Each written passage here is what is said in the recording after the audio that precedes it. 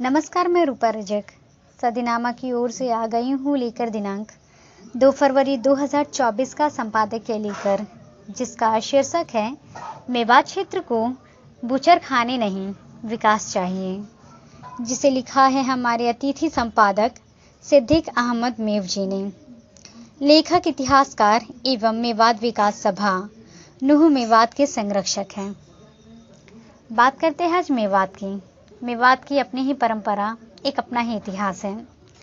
मेवात जो पहले ही गौ तस्करी और गौ हत्या के लिए बदनाम हो चुका है, उसमें भारी संख्या में बूचड़खाने खोलने की एक एनओसी देना मेवात को एक ऐसे शर्त या गर्त में धकेलना है जहां मेवात न केवल सामाजिक तौर पर बदनाम होगा बल्कि स्वास्थ्य संबंधी समस्याओं से भी घिरा होगा। जानते हैं इस संबंध में क्या कहते हैं हमारे संपादकीय महोदय। आवे है दुनिया देखण को, मेरी हरी भरी है मेवा। एक तरफ मेवात की विशेषताएं बताता यह खूबसूरत गाना और दूसरी तरफ मेवात में थोक में बूचड़खाने खोलने की इजाजत व एनओसी आजकल खूब वायरल हो रहा है। मेवात का एक संजीदा तबका आने वाले तूफान का एहसास करके चिंतित है कि आखिर किस षड्यंत्र के तहत मेवात पर यह आफत थोपी जा रही है, और नादान मेवाती किसान खुश है कि उसकी जमीन अच्छे दामों में बिक रही है। मेवात जो पहले ही गौ तस्करी व गौ हत्या के लिए बदनाम हो चुका है, उसमें भारी संख्या में बूचड़खाने खोलने की एनओसी देना मेवात को ऐसे गर्त में धकेलने वाला बात है जहां न केवल सामाजिक तौर पर बदनाम ही होगा बल्कि स्वास्थ्य संबंधी समस्याओं से भी घिरा जाएगा। जागरूक मेवातियों को आगे आकर इस उच्च स्तरीय षड्यंत्र को जोरदार विरोध करना चाहिए, वरना तुम्हारी आने वाली पीढ़ियां तुम्हें माफ नहीं करेंगी। मेवात में गौपालन की सदियों पुरानी परंपरा रही है। अरावली पहाड़ जो दिल्ली की दक्षिणी सीमा से गुजरात की उत्तरी सीमा तक फैला हुआ है, वह मेवात को 3 भागों में बांटता है। अरावली पहाड़, जिसे मेवाती काला पहाड़ कहते हैं, इसके दोनों ओर बसे मेवाती किसान हजारों की संख्या में गौ पालन करते हैं। उनकी गाय सुबह पहाड़ में हरी घास और दूसरी झाड़ियां चरने पहाड़ में चली जाती हैं और शाम को घर लौट आती हैं।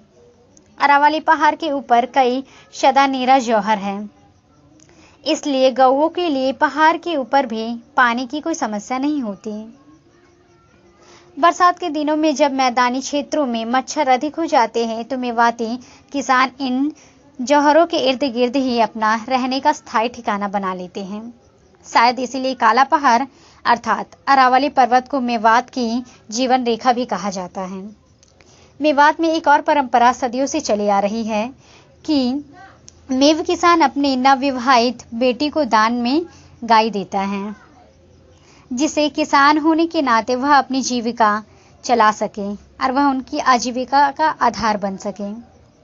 मेवात में एक और विशेष बात यह रही है कि जिस गाय का दूध उसने और उसके परिवार ने पिया है, उस गाय के मेवाती किसान कभी कसाई को नहीं बेचता। इसे आप गौधन में मेवाती किसान की आस्था कहेंगे या प्रेम, यह फैसला आप स्वयं करें। मगर पिछले कुछ सालों में मेवात गौ तस्करी और गौ हत्या के लिए बदनाम किया गया है। इस पेशे से जुड़े 2-3% लोगों के कारण पूरे मेवात को बदनामी किया जा रहा है। पूरे मेवात जो दंश झेल रहा है, उसकी तलाफी हो पाना अत्यंत कठिन है। निर्दोष लोगों की मॉब ब्लीचिंग, मेवात से बाहर के पड़ोसियों के ताने, पुलिस की क्रूरता और शोषण, ऐसे बहुत से कारण हैं जिन्होंने दूसरे धर्मावलंबियों के बीच मेवात की छवि को धूमिल किया है। रिपोर्टों से एक बात तो स्पष्ट होता है कि जब मेवाती किसान अपनी गाय कसाई को नहीं बेचता तो मेवात में कटने के लिए गाय आती कहां से है? यह सारा खेल बीफ निर्यातक कंपनियों की मदद से चलता है। उनसे एडवांस में मिले पैसे के दम पर गौ तस्करी हरियाणा के हिसार, रोहतक, झज्जर, रेवाड़ी दिल्ली तथा राजस्थान के बीकानेर, जैसलमेर और झालावाड़ तक गौ लाकर मेवात में बिक जाते हैं। काला पहाड़ गौशाकारों के लिए भी और गौ हत्याकारों के लिए भी एक आदर्श माध्यम बन चुका है।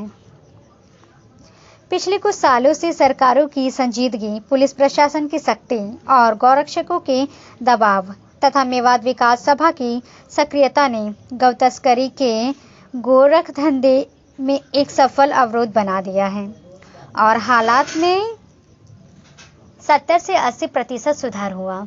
यदि हालात ऐसे ही रहे तो मेवात हमेशा के लिए इस कलंक से मुक्ति नहीं पा जाएगा और हालात इससे भी ज़्यादा सुधर जाए तो हो सकता है मेवात हमेशा के लिए इस कलंक से मुक्ति पा जाए। मगर अब एक नया खेल शुरू हो गया। उत्तर प्रदेश और दिल्ली के सारे बूचड़खाने मेवात में स्थापित किए जा रहे हैं। इसका मतलब आप स्वयं गौ तस्करों को जीवन दान दे रहे हैं। अब उन्हें ना तो गाय लेने दूर दराज क्षेत्रों में जाना पड़ेगा और ना ही गाय अथवा गौमांस बेचने दिल्ली, हापुड़ या अन्य दूरदस्त स्थान पर। पैसा कमाएगी बीफ निर्यातक कंपनी और गौ तस्करी तथा बदनाम होगा सीधा साधा आम मेवाती। ऊपर से बूचड़खाने की बदबू, सेहत का और केमिकल से अंडरग्राउंड पानी का प्रदूषण होना तय है। हर संजीदा मेवाती की यही चिंता है। उन्हें मेवात का प्रदूषित भविष्य स्पष्ट नजर आ रहा है। यदि समय रहते कुछ नहीं किया गया तो हालात बद से बदतर हो जाएंगे और तब पछताने के अलावा हमारे पास और कुछ नहीं बचेगा। तो ये था दोस्तों हमारा आज का संपादकीय। कल फिर लौटेंगे एक नए विषय, एक नए संपादकीय के साथ।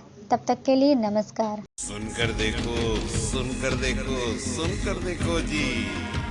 ममता, राहुल, मोदी बोले, लिखे जितेंद्र जी।